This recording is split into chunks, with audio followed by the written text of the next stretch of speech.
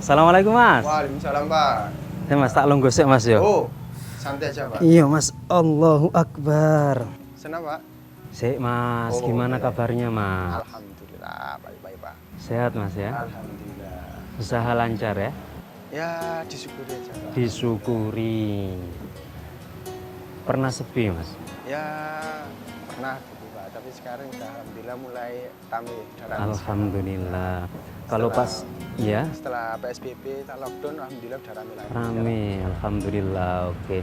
Kalau pas sepi itu reaksi Mas gimana Mas? Ya. Nelongso koyo opo? Disyukuri aja Pak. Disyukuri ya. Nikmat yang sana. Wah ini nih. Disyukuri bolo. Ini kita sedang ngaji sama Mas Warkop ini. Apapun kondisinya tuh disyukuri. Iya Mas ya. Kopi hitam. Gulanya sedikit Mas. Oke, sip. Siapa? Saya tak menyapa. Oke, assalamualaikum warahmatullahi wabarakatuh. Bolarek TV dimanapun Anda berada, kita jumpa di acara titian ya. Kita mencoba meniti hikmah-hikmah yang Tuhan sajikan di semesta raya. Nah kebetulan spontan nih kita ngobrol sama Mas Kopi barusan, Mas Warkop maksud saya. Pas ketika yang saya tanya, Mas kalau pas sepi respon sampean ya apa Mas? Nelongso, apa biasa aja, ternyata jawabannya menarik. Mas Warkopnya tadi jawab disyukuri saja Pak. Apapun itu ya disyukuri saja, dinikmati. Wah ini menarik nih, disyukuri nih. Kita coba gali nih makna syukur itu yang sesungguhnya itu seperti apa. Kita sudah sering kali mendengar kata syukur, mengucapkan kata syukur, bahkan percaya diri kita sudah bersyukur sepenuhnya. Tapi apakah syukur yang sudah kita lakukan itu kira-kira mendekati pas enggak dengan yang dikehendaki yang Maha Kuasa Allah Subhanahu wa Ta'ala? Akan saya sajikan satu ayat terkait syukur ya. Tepatnya di surah Ibrahim ayat 7. A'udzubillahi minasyaitonirrajim. Bismillahirrahmanirrahim. La in syakartum la azidannakum wa la in kafartum inna 'adzabi lasyadid. La in syakartum, jika kalian bersyukur, kata Tuhan, la azidannakum, pasti akan aku tambahkan. Oke, kita kupas dulu satu ayat ini. La in syakartum la azidannakum. Kita kupas dulu ayat syakartum. Syakartum secara etimologis itu berasal dari kata syakara yaskuru syukron, yang artinya adalah satu, membalas jasa. Yang kedua, berterima kasih. Makna pertama, jika kita terjemahkan syakartum di sini membalas jasa, maka tentu konteksnya tidak tepat. La in syakartum, maka bunyinya akan seperti ini. Jika kalian membalas jasaku Tuhan, mungkinkah kita membalas jasa Tuhan? Oh, tentu tidak mungkin. Sementara anugerah yang Tuhan berikan, yang Allah anugerahkan kepada kita, tak kunjung hentinya. Sementara kalau kita memaksudkan syukur untuk membalas jasa, siapa kita?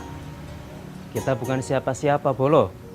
Kita hanya satu dari sekian makhluknya. La in syakartum la azidannakum. Maka syakartum di sini yang paling pas adalah kita menggunakan terjemah yang kedua, yaitu apa? Berterima kasih. Karena membalas jasa jelas tidak mungkin kita lakukan, karena kita sedang head to head dengan yang Maha Kuasa Allah. Tapi kalau kita maksudkan bersyukur itu berterima kasih, ini yang sesuatu yang bisa membuat yang Maha Kuasa tersanjung bolo. Loh, yang Maha Kuasa kok tersanjung? Ya apa iku ceritane? Gini bolo. Dalam sebuah hadis qudsi, yang Maha Kuasa itu Allah Subhanahu wa Ta'ala itu pernah dawuh kepada baginda Nabi. Qasamtu salat baini wa baina abdi kismain. Kata Allah, aku membagi salat Al-Fatihah itu menjadi 2 bagian. Yang menarik adalah ketika wa idza qala al-'abdu alhamdulillahirabbil alamin, ketika seorang hamba mengucapkan alhamdulillahirabbil alamin, qala, Allah bersabda, Allah berfirman, Allah menjawab, Allah nyemauri, hamidani abdi, hambaku memujiku. Loh, ini mengekspresikan rasa syukur kita melalui lisan dengan ucapan alhamdulillah. Bolo tahu nggak? Setiap kita ngomong alhamdulillah, itu yang maha kuasa itu tersanjung, Bolo. Hadisnya sahih, hadis qudsi. Wa idza qala al-'abdu alhamdulillahi rabbil alamin, qala hamidani 'abdi. Ingat, Bolo, alhamdulillah adalah di antara sekian ucapan, di antara sekian kalimah thayyibah, kalimah suci, kalimah indah yang mampu membuat yang maha kuasa Allah Subhanahu wa ta'ala tersanjung dalam tanda kutip. Bersyukur, berterima kasih. Berterima kasih atas apa? Atas apapun yang beliau anugerahkan, atas apapun yang Allah anugerahkan.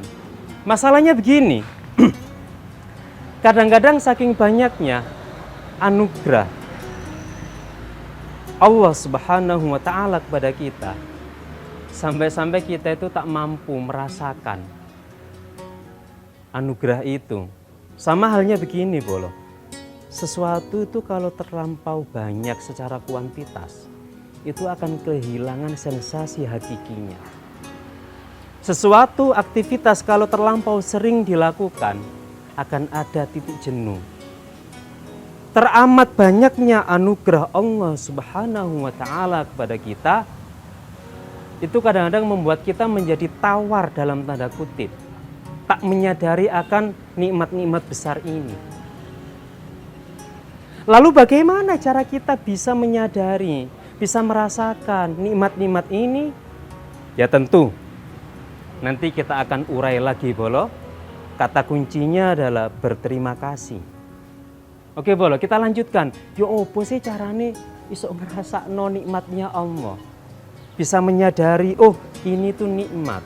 Oh ini itu nikmat. Oh ini itu nikmat, sampai pada simpulan akhir, Rabbana ma khalaqta hadza batila. Tuhanku, ya Allah, tak satu pun ciptaanmu ini sia-sia.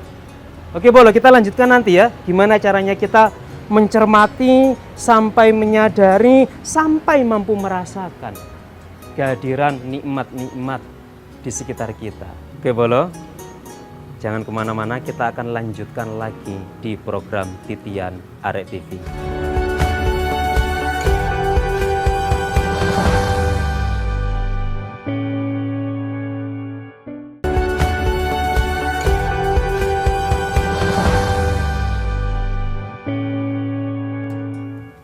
Ya Mas, mari Mas, kopi ini Mas. Wah, thanks berat ini, matur suwun Mas ya. Kopi hitam. Ini kopi ini Mas, ada filosofinya Mas. Apa, Pak? Kopi itu kalau dalam kajian keislaman itu identik dengan kaum sufi Mas. Kaum sufi. Iya, kaum sufi kan biasanya betah melek, betah wiritan. Lah itu konon. Kenapa saya bilang konon? Karena literasinya masih konon. Kopi adalah pertama kali yang menemukan adalah mereka kaum sufi. Awalnya digunakan media untuk betah melek, betah munajat, betah wiritan. Saiki ya tetap digunakan betah melek kanggo arek milenial lho. Tapi mbo melek diskusi ta melek ya. Tak encip dulu Mas ya. Monggo, Pak. Bismillahirrahmanirrahim. Masbut, mantap jiwa. Oke, Bolo. Wah, enak Bolo kopi ini, Bolo. Kopi hitam. Kembali ke pembahasan sebelumnya Bolo ya. Karena nikmat yang maha kuasa Allah Subhanahu wa taala itu saking banyaknya, makanya Allah bilang begini, wa in ta'uddu nikmatallahi la tuhsuha. Manusia, jika kalian mencoba menghitung nikmatnya Allah, kalian tidak akan mampu. Ini artinya apa? Wes salah. Entek ngamek Bolo mencoba mengkalkulasi, wah nikmat dari pagi, dari tangi turu sampai turu maneh, yakin Bolo tak akan mampu mengkalkulasi itu. Tapi masalahnya saking banyaknya nikmat ini loh. Ini kita suka tidak sadar. Kita seringkali tidak sensitif. Kita seringkali tidak mampu merasakan sensasi nikmat itu ada di sekitar kita. Lalu bagaimana supaya kita itu cukup sensitif merasakan nikmat-nikmat di sekeliling kita? Satu, kuncinya adalah sadari betul bahwa apa yang terjadi itu ada di genggamannya dan ada berdasarkan keputusan yang maha kuasa Allah Subhanahu wa taala. Itu dulu. Bolo harus sadari betul bahwasanya semua nikmat, semua kejadian yang kita alami di sekitar kita dimanapun itu terjadi berdasarkan kehendak Allah Subhanahu wa taala. Karena begini, banyak orang itu kadang-kadang merasa dirinya sebagai pelaku. Dalam tanda kutip contoh begini, wis lek gak gara-gara aku gak sukses acara iki. Oh, lek aku gak kerja nemen, gak kerja mempeng, gak kerja temenanan, gak soge-soge. Oh, lek aku gak ngene, gak ngono, gak ngene. Nah ini secara tidak langsung manusia seringkali merasa dirinya adalah pelaku. Padahal Bolo, tak ada pelaku satupun di semesta raya ini kecuali Allah Subhanahu wa taala. Maka untuk mengasah sensitivitas kita untuk merasakan sensasi nikmat yang maha kuasa ini, yakini dulu bahwa semuanya berada di genggamannya dan dialah yang bertanggung jawab atas semuanya. Itu satu Bolo. Itu harus terus terpatri, didoktrin, dijadikan mindset. Cara melatihnya bagaimana? Kalau tidak dilatih, maka tentu tidak akan mendarah daging. Apa yang tidak bisa mendarah daging? Kesadaran bahwa semuanya berjalan atas kehendaknya. Harus dilatih Bolo. Loh, ya apa cara ngelatih?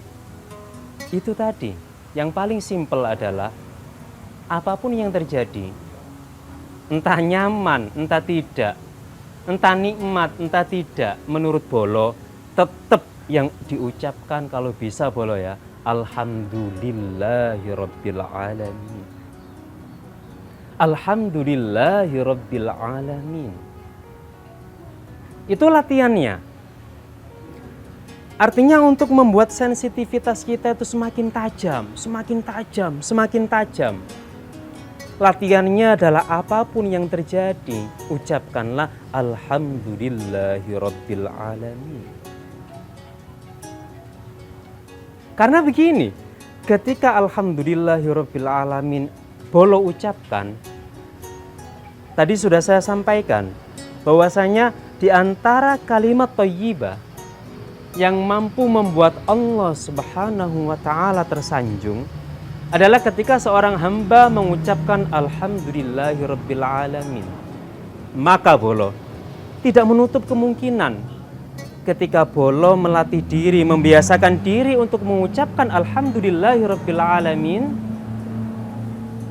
kemudian yang Maha Kuasa tersanjung oleh kalimat thayyibah itu, tidak menutup kemungkinan yang Maha Kuasa akan menganugerahkan sensitivitas rasa Bolo dalam menikmati sekian nikmat di sekitar kita. Ingat Bolo, Alhamdulillahirabbil alamin. terus alhamdulillahirabbil alamin.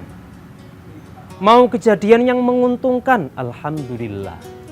Yang tidak menguntungkan, alhamdulillah. Kenapa begitu? Karena begini bolo, ada satu statement menarik dari sahabat Umar bin Khattab. Jadi Umar bin Khattab itu pernah dawuh begini bolo, man radhiya bi qada'i rabbih ardallahu bi ahsani qadarihi.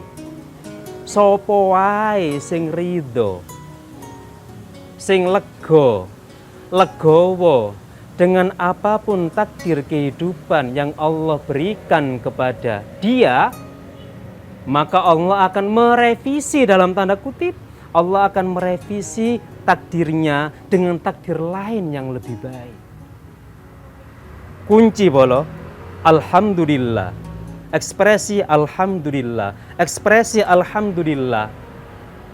Allah tersanjung, Allah tersanjung, Allah tersanjung. Ketersanjungan Allah ini bisa jadi Yang Maha Kuasa kemudian merevisi takdir, dalam tanda kutip. Bisa jadi Yang Maha Kuasa ini mengubah takdir bolo yang tadinya tidak nyaman dirasa, tapi karena bolo mengucapkan alhamdulillah, Yang Maha Kuasa tersanjung. Barangkali Yang Maha Kuasa Allah Subhanahu wa Ta'ala merevisi takdir itu. Oke bolo, kuncinya adalah alhamdulillah. Opo ae alhamdulillah bolo. Enak gak enak alhamdulillah bolo. Wis salah, semoga alhamdulillah ku mantap jiwa bolo. Oke, sebelum kita lanjut bolo ya, tak nyeruput kopi dhisik, jangan kemana-mana, tetap di titian.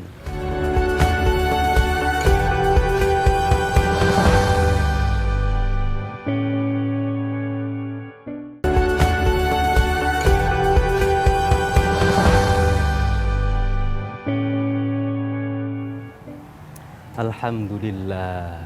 Oh iki bolo, kunci tadi alhamdulillah. Mesta apapun yang terjadi bolo, pokoknya kuncinya alhamdulillah, alhamdulillah, alhamdulillah. Karena tadi itu berdasar hadis qudsi, wa idza qala al-'abdu alhamdulillahirabbil alamin.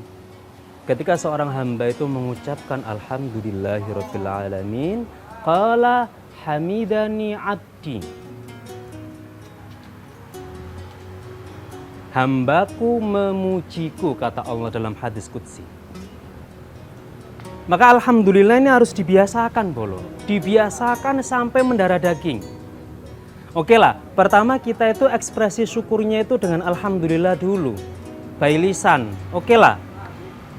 Tapi nanti kalau ini sudah bolo lakukan rutin dan mendarah daging, nanti bolo akan merasakan sensitivitas. Tadi sensitivitas bolo untuk menangkap nikmat itu akan semakin tajam.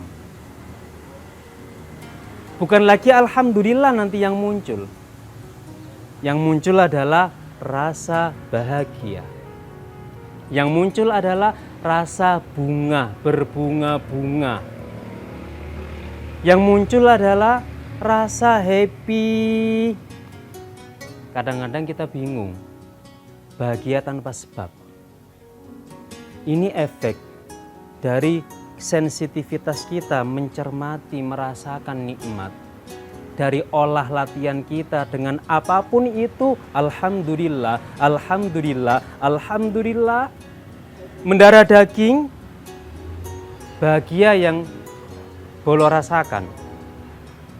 Ketika sudah bahagia yang dirasa, maka alam semesta raya ini berdasarkan hukum kausalitas, tarik menarik sebab akibat.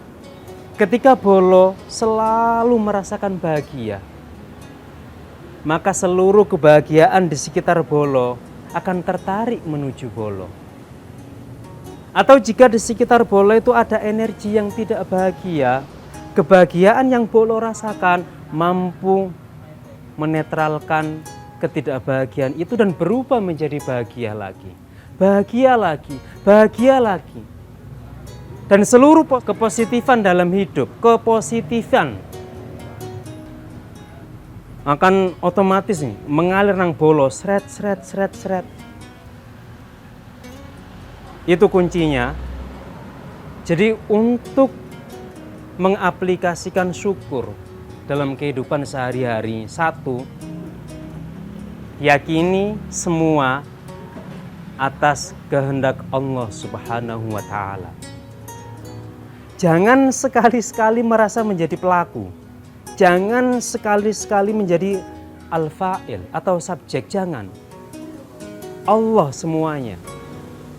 Yang kedua, melatih lisan, apapun yang terjadi, kita latih untuk spontan menyebut kalimat thayyibah, alhamdulillahirabbil alamin.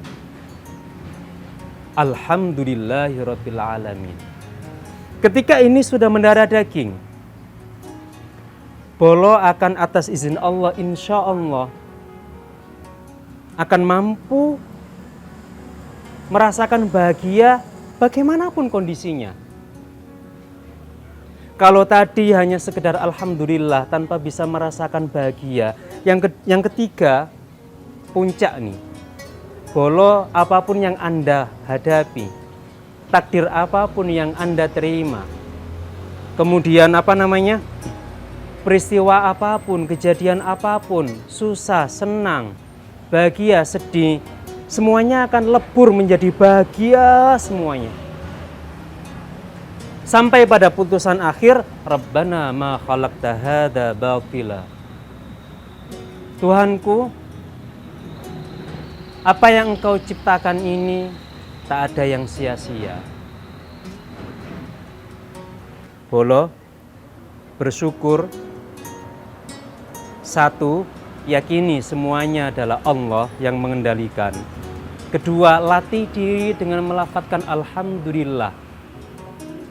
Dimanapun, kapanpun. Yang ketiga, insya Allah bahagia, sensitivitas menangkap nikmat akan terpatri mendarah daging dalam karakter Bolo.